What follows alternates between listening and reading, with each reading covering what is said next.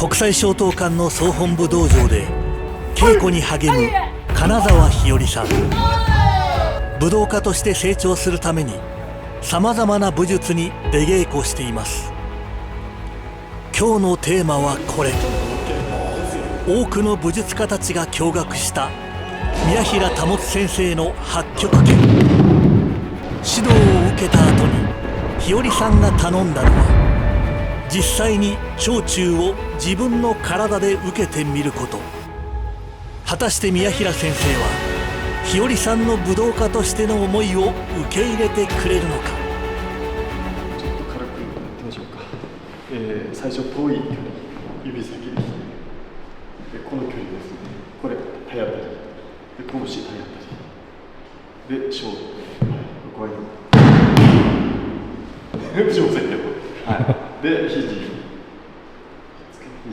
でさらに近いと肩、ちょっと軽くやるので、はい。上になります。はい。でも本当にちょっとですね。はい。実際体験させてもらってもいいですか。軽くちょっと死なない程度に。わかりました。これ不思議なんですけど、この肩という部分なんですけど、なんか塊がちょっとまっすぐ立ってゆっくりやります。ここは出ます。ちょっとこうやった部分が当たりますね。何か感じました？何か肩に。はい。怖いな。ドンっていう衝撃じゃなくて、先生がおっしゃったみたいにちょっとなんか尖ったものが入ってくる。こう入ってくる。一応普通に肩なんですけど、そういう当て方ですね。もしかして長中も受けてみたいんですか？はい、せっかくここまで来たんで。いや、お願いします。この塊が当たるので、ちょっとゆっくり。うわあれ、陥没してないですか？いや、はい、本当に少しですね。本当に軽く今1割だと思います。一瞬ペコンって、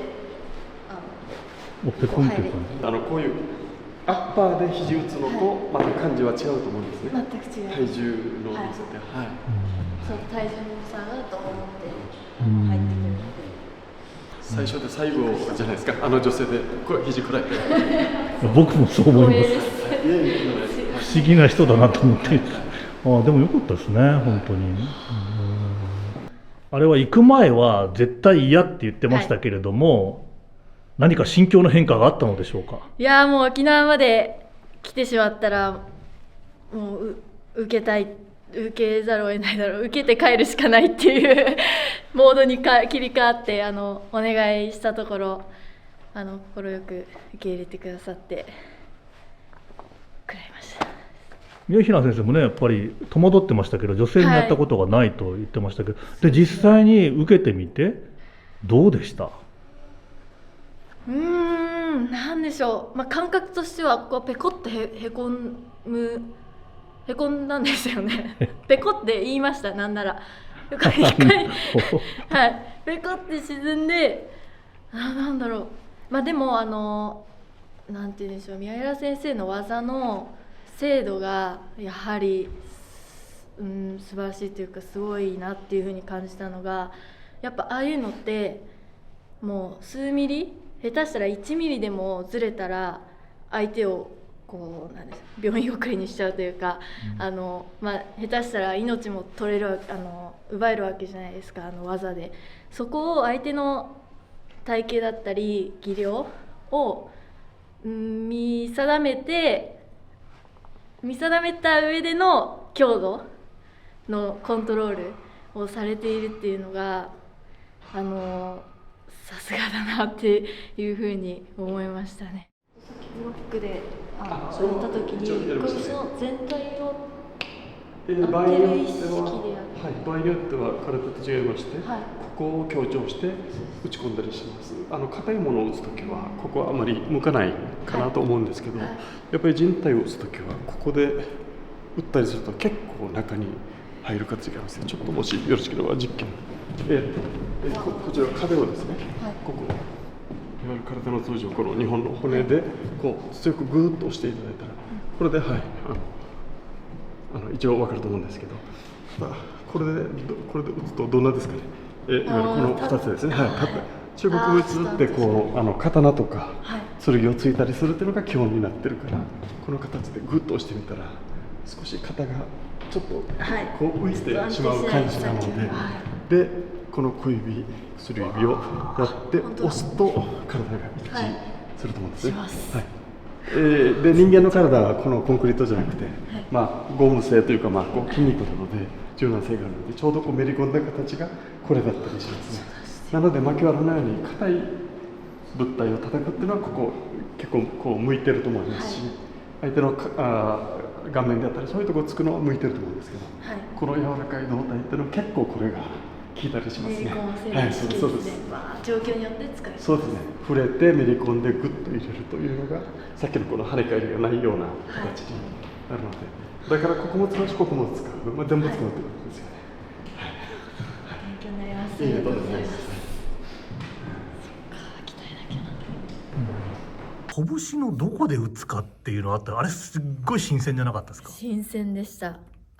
基本的に私たちこの2つの大きい拳使えますって言って稽古してて、牧原とかも打ったりして、鍛えてるんですけど、やっぱり確かに先生がおっしゃってたように、人間の体は板でもないし、壁でもないから確かにこうのめり込んでいくっていう風に考えるとこっちで入っていくの。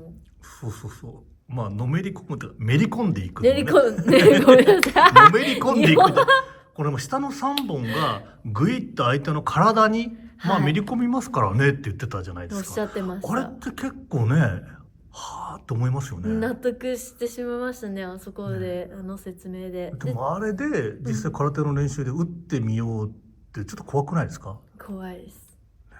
でもやっぱ人体の構造を考えたら、この小さい拳側がしか入っていけないところも確かにあるんだなと思って、勉強になりましたね。伝統空手道国際松濤館の金沢日和さん、組手と形の両方で世界チャンピオンになったこともある超本格派。おじいさんは空手界のレジェンド金沢博一先生、お父さんは国際松濤館の館長金沢信明先生という空手家系の3代目です。実際の体験映像とアフタートーク、本格派の空手家ならではの感想がとっても良かったですね。次回も日和エクスプレスお楽しみに。国際松濤館の YouTube チャンネルでは空手家金沢日和さんの活躍もたっぷり見れますよ。ぜひ登録してみてください。 Everyone is a hero in 黒帯ワールド。黒帯ワールドでは誰もがヒーロー、もちろんあなたも。それではまた黒帯ワールドでお会いしましょう。